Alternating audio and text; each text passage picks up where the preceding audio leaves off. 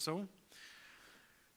This morning, we are going to do an abbreviated Sunday school. We got to be done by around 10 o'clock or so, because the choir is coming and they need to set up their bleachers and their sound system and stuff. So this will be a little bit shorter. Any thoughts or comments as you've been thinking about the Psalms in the last couple weeks that you want to throw out there? We're going to look this morning at, fittingly, the Psalms of Thanksgiving. So we're celebrating Thanksgiving as a church family this morning, and there's a good number of Psalms that fall into that category of Thanksgiving. So I hope you have your Bibles. We're going to read some Psalms this morning, and I think God is just glorified in us just reading His Scripture, just reading it out loud, reading these words, and so we're going to do that with some of these Psalms of Thanksgiving. So, we have a few generic type of Psalms of Thanksgiving, but not a lot. One would be Psalm 100, which is a pretty well-known psalm. And I'm wondering if somebody can just read it. It's only 5 verses long. It's just kind of a nice, stereotypical, generic psalm of thanksgiving. Psalm 100. Can someone read that in a joyful voice? I shouldn't have put that on there. You don't have to be joyful. Just read it. Psalm 100. Make a joyful noise to the Lord, all of the earth. Serve the Lord with gladness. Come into His presence with singing. Know that the Lord, He is God. It is He who made us, and we are His. We are His people and the sheep of His pasture. Enter His gates with thanksgiving and the courts with praise. Give thanks to Him, bless His name. For the Lord is good. His steadfast love endures forever, and His faithfulness to all generations. Awesome. Even joyful. Thank you, Courtney. The coffee hit. Caffeine is coursing. It's doing its job. So there are some of these psalms that are just kind of generic. Be thankful to God. He's a good God. We should be thankful. There's a few more of these kind of scattered throughout the psalms, but almost all of the Thanksgiving psalms are for one thing. They're all thanking God basically for one single thing, and that is simply, I was in trouble and you saved me, so thank you. Or, we were in trouble and you saved us, so thank you. That is the bulk of Thanksgiving psalms throughout the whole Psalter, is this whole theme of, I was really in a bad spot and you saved me, so thank you. That's good for us to think about. So we're going to look at a bunch of these Psalms of Thanksgiving this morning that follow this theme of I was in trouble, or we were in trouble, and you saved us, so thank you. Psalm 9. Let me read a few verses here. This is a pretty typical Thanksgiving psalm. It's to the choir master according to Mut Laben, a psalm of David. I will give thanks to the Lord with my whole heart. I will recount all of your wonderful deeds. I will be glad and exult in you. I will sing praise to your name, O Most High. When my enemies turn back, they stumble and perish before your presence. For you have maintained my just cause. You have sat on the throne, giving righteous judgment. You have rebuked the nations. You have made the wicked perish. You have blotted out their name forever and ever. The enemy came to an end in everlasting ruins. Their cities you rooted out.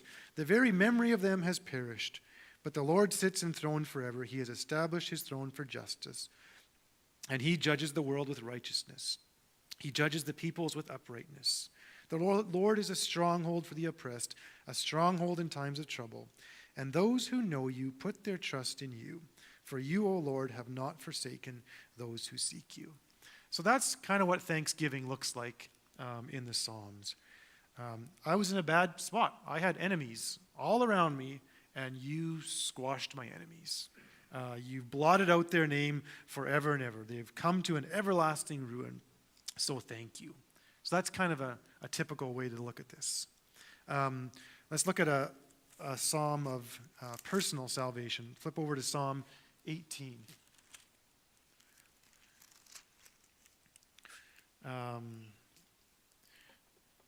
I'm going to get somebody. Can somebody read 1 to 6? and somebody else read 7 to 19. The title is To the Choir Master, a Psalm of David, the servant of the Lord, who addressed the words of this song to the Lord on the day when the Lord rescued him from the hand of all his enemies and from the hand of Saul. So we know there's these historical titles. This happened, David was rescued from Saul more than once, so we don't know which one of them it is. But one of those times when Saul was pursuing David, God saved David. And David sat down, and I don't know if he wrote this out, probably he just composed it orally, and he came up with this psalm of thanksgiving. So can I get someone to read 1 to 6 and someone else 7 to 19?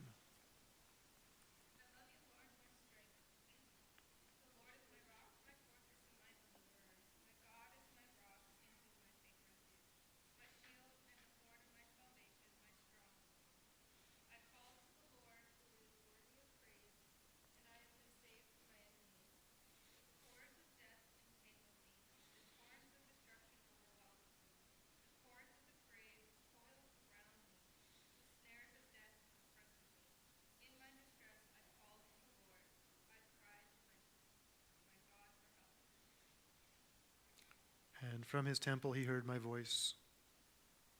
Do you have that?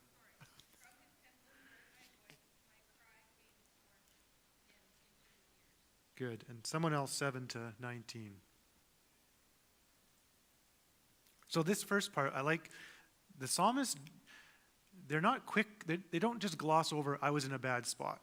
He really takes time to describe how bad it was. The cords of death encompassed me, the cords of Sheol entangled me. It's almost like this picture of vines coming out of the grave and just grabbing onto him to suck him down into death. It's really vivid imagery. So the 1 to 6 is all about, it was really bad. And then 7 to 19, someone else. If that's too long, we can split it up.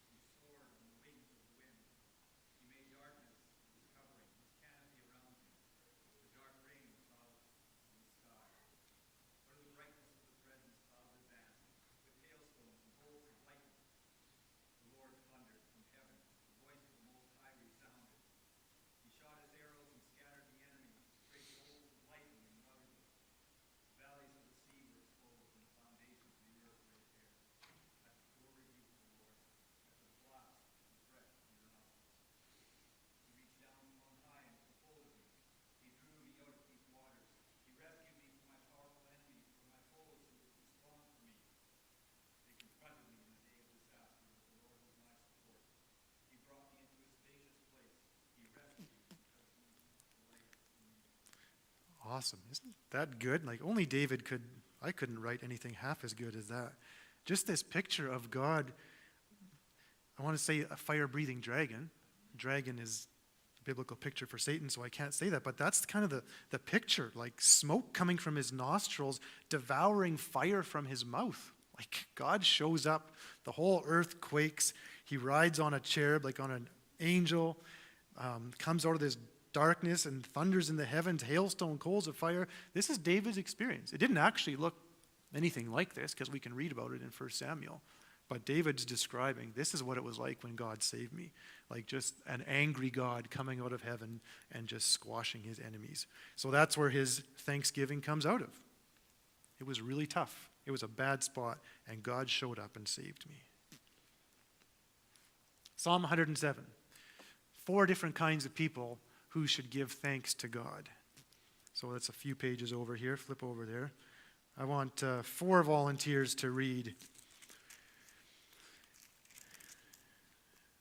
I'm going to read the first couple verses here. Let the redeemed of the Lord say so. So this one doesn't have an author.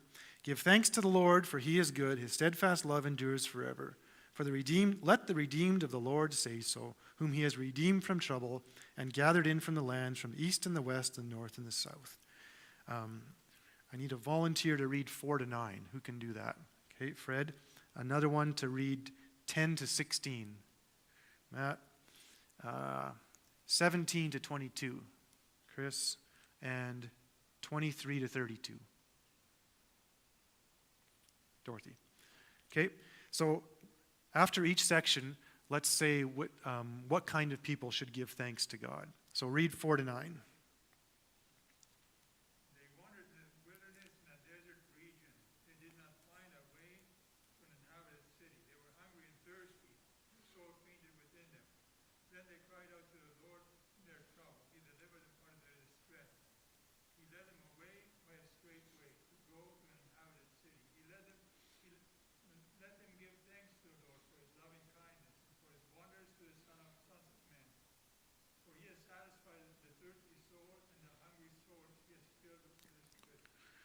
Good. So this first group of people, who are they? They're lost. They're hungry and they're homeless. These are lost, hungry, homeless people, and God leads them to a city to live in. It says, let them thank the Lord. Second group, verse 10 to 16.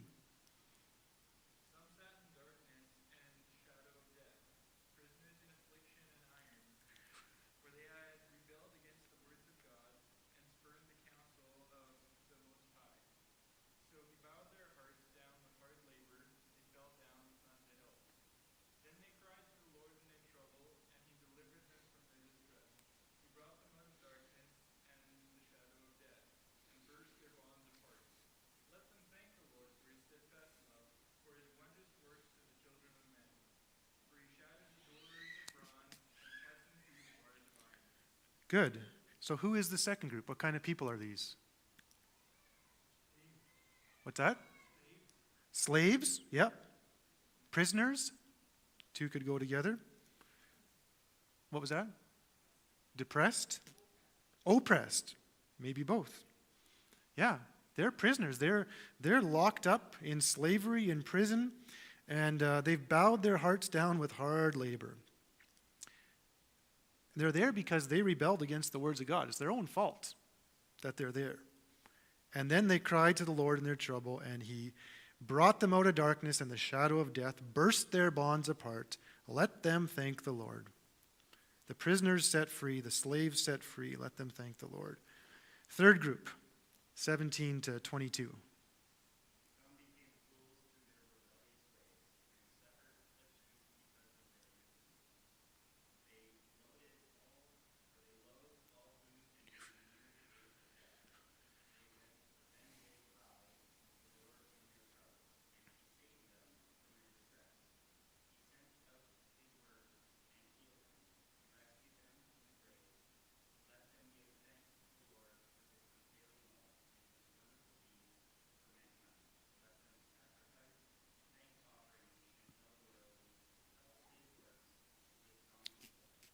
Nice. So who is this third group? Who are these people?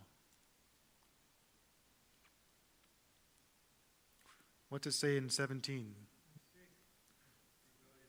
Rebellious, fools. Some were fools through their sinful ways, and because of their iniquities, they suffered affliction. They left God's way, and they're paying for it. Life is going bad. Verse 18, they loathed any kind of food. Makes me think of depression, of people who are in that spot where they don't even want to eat. They're so lost in misery. And then they cried to the Lord in their trouble, and he delivered them. Let them thank the Lord for his love. And the last group, 23 to 32.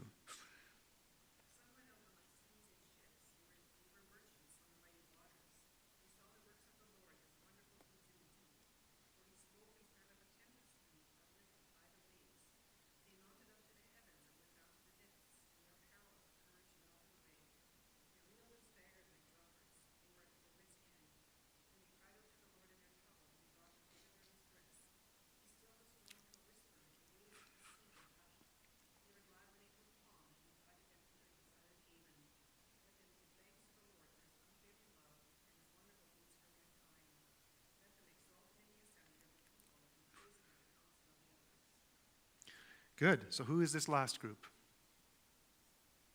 Sailors. They're at work. They're doing their business, whatever their work is, whatever their employment is. And in the midst of their job, life went really bad. And for their job, they're sailors, so they're on ships, and there's a big storm, and they cried out to God, and he saved them. Other people, their job might be in business, and there's an economic downturn or whatever it is. Business has gone bad, life has gone bad. They cried out to God, and he saved them. Let them thank the Lord. All four groups says the same thing. Let them thank the Lord.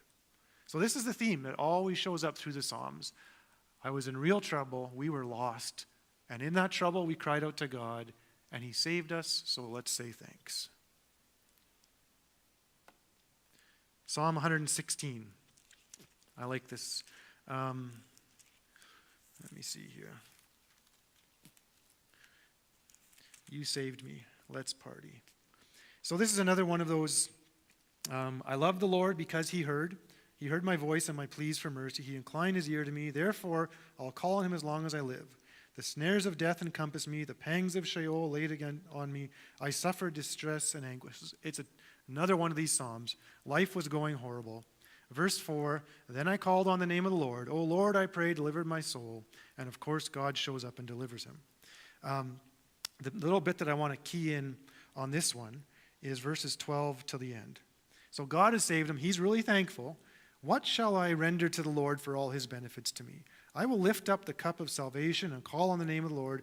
I will pay my vows to the Lord in the presence of all his people.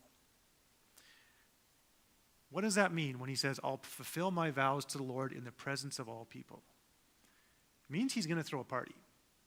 He's going to bring a thanksgiving offering, according to Leviticus, Exodus, and he's going to bring an offering of thanksgiving. He's going to sacrifice an animal, and they're going to have a big barbecue, and they're going to thank God for what he did. I like this idea of a party at the end. The psalm I'm just going to go back to Psalm 66, is very similar to this. He says, 66 verse 13, I will come to your house with burnt offerings. I'll perform my vows to you, that which my lips uttered and my mouth promised when I was in trouble. So this guy was in trouble. This is David. No, this is not David. He said, God, I'm in trouble. If you save me, I will honor you with thanksgiving and sacrifice. So he says, I'll offer you to burnt offerings of fattened animals with the smoke of the sacrifice of rams. Sometimes when people are in trouble, they say, God, if you save me, I'll do this. And that's actually biblical. That actually happens. And I like this idea of, I'm going to have an offering. I'm going to go to the temple. I'm going to bring this animal. We're going to sacrifice it as thanksgiving to God, and then we're going to eat it. What if we ever did that when you're really thankful? Has anybody ever thrown a thankfulness party? We've thrown birthday parties, and we've thrown anniversary parties. Have we ever thrown a thankfulness party? That's kind of what these Psalms, well, not kind of, this is what these Psalms are about. I was in real trouble, God saved me, so I want to celebrate with God's people. Like a graduation? Yep. Yeah, that's kind of on that line. We're thankful that God's seen this child through. They were in real trouble. I think it's something for us to consider. Next time in your life that you pray for a miracle and God gives you that miracle, throw a party. Get 10 or 20 of your closest friends and say, man, we were praying for this cancer and God healed it. Like, that's awesome, and that happens. We all have stories. What if we threw a party? I think that could be part of a Thanksgiving culture. That was something good for me to think about.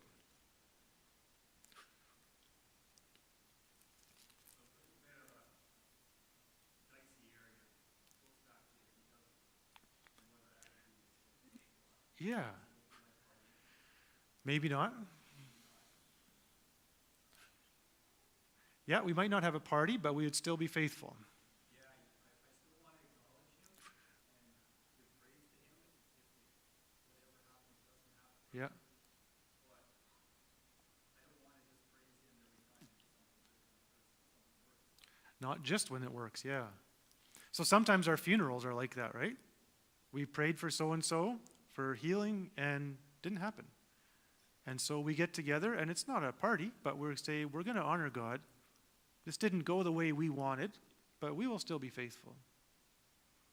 Yeah, that's good, Dave, to help us think about both sides of it. I think it's a great idea. I just don't want to be caught. Don't want to be what? I just don't want to be caught praising him when it all works out.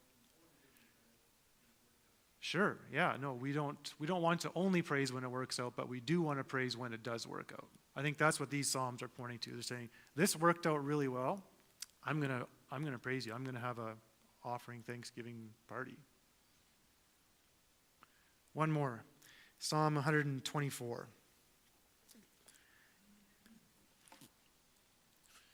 If it wasn't for the Lord. This is a Psalm of David. If it had not been the Lord who was on our side, let Israel now say, if it had not been the Lord who was on our side when people rose up against us, then they would have swallowed us up alive when their anger was kindled against us. Then the flood would have swept us away, the torrent would have gone over us, then over us would have gone the raging waters. Bless the Lord who has not given us as prey to their teeth. We have escaped like a bird from the snare of the fowlers. The snare is broken and we have escaped. Our help is in the name of the Lord who made heaven and earth. Would have. I think it's good for us sometimes to think, how would life have gone if God had not showed up in the last 20 years, the last 40 years, the last 60 years? That's what Psalm 124 is about. If it wasn't for the Lord, it would be good for us to spend some time thinking about that. That's what Psalm 24 invites us to. I'm going to quickly just touch on the Psalms of history, because these go along with the Psalms of thanksgiving. There's quite a few Psalms that invite Israel to recount their history of about the last 400 years or so. And they write Psalms connected to their history. So Psalms 135 and 136 are Psalms of history. And these are all pretty lengthy Psalms, so we're not going to read them all, but I'd invite you to do that. I'll look at 136 here.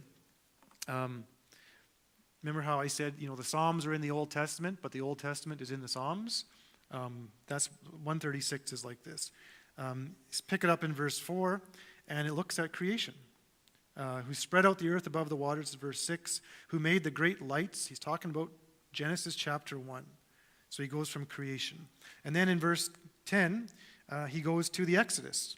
To him who struck down the firstborn of Egypt, his steadfast love endures forever, brought Israel out from among them. All of that is the Exodus story. And then verse 16, who led people through the wilderness. This is now into Leviticus and Numbers, telling that story.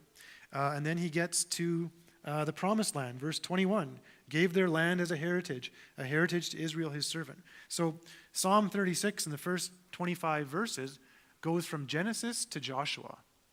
They're going through their history. God created this world. He saved us from Egypt. He led us in the desert. He gave us the promised land. History is important in the Psalms. Psalm 105, 106 are two more history psalms. They're all very similar. They invite you to think about history and think about how God has showed up and why he's worthy of praise. Psalm 106 is his history as well, but it's more on their failure. 106 verse 6, both we and our fathers have sinned. We've committed iniquity, we have done wickedness. So this psalm says, let's look at our whole history and let's look at all the times we messed up. And they find a whole lot. God saved them through the Red Sea, but in verse 13, they soon forgot his works. They did not wait for his counsel. They had a wanton craving in the wilderness, and God put them to the test. Verse 19, they made a calf in Horeb and worshipped a metal image. Verse 24, they despised the pleasant land. They didn't have faith in his promise. So it goes all the way through their history and just saying, look at all the times we messed up. And God was always faithful. He was always good. Psalm 78 is another one of these history psalms. So let's just close our time with some of your thoughts on psalms of thanksgiving and Psalms of history. How do you see history and thanksgiving as connected? Why do we need the Psalms of thanksgiving and history? What would our version look like if we wrote it? It's been just a brief whirlwind, but give me some of your thoughts on some of these Psalms of thanksgiving and looking at our history.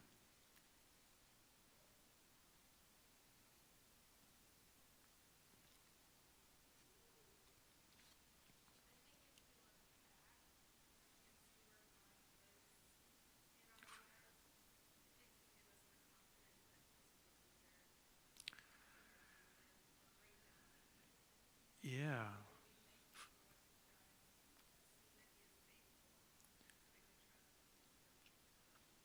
And I would say that, yeah, you're right. When we lose sight of what God has done and we're not thankful for that, we probably have very little faith in the present moment or for the future. And the people who have the most faith and the most trust are probably most in tune with how God has worked in the past. Yeah, that's good, that connection between past and future and present. Other thoughts?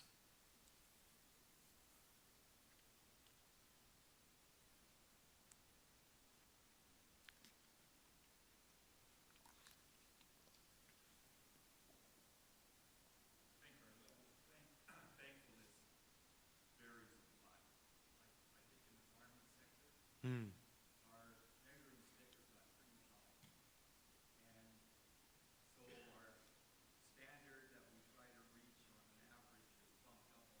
the time. Right. And when it is below that, we become less thankful. Less thankful, yeah. And I've seen it really vary with parts how their level of thankfulness changes. When, hey, we got a crop. I'm not talking about this year, Yeah. but pretty thankful, if I can say. And I would not just put that on farmers, oh, here's the bus, but all of us. Our standard has gotten so high. When's the last time you thanked God for running water? Right? We just assume, like, why would I be thankful? Like, that's just always had it. So, yeah, our standard of living, of comfort, of luxury is so high that we have to really be intentional to say, thank you, God, that I had gas to put in my vehicle to come to church this morning. We don't even think about that, right? We just get in and turn the key and it always starts and we go. But being thankful for those simplest things, yeah. Good. Okay, well, we'll leave it there. I hope you have a thankful heart this morning, and we're looking forward to celebrating more Thanksgiving together. So we'll leave it there. The choir's going to come in. You guys can feel free just to sit and talk. You don't have to leave this space. And we'll pick this up next week with Psalms of Lament. Finally, that's it. Thanks.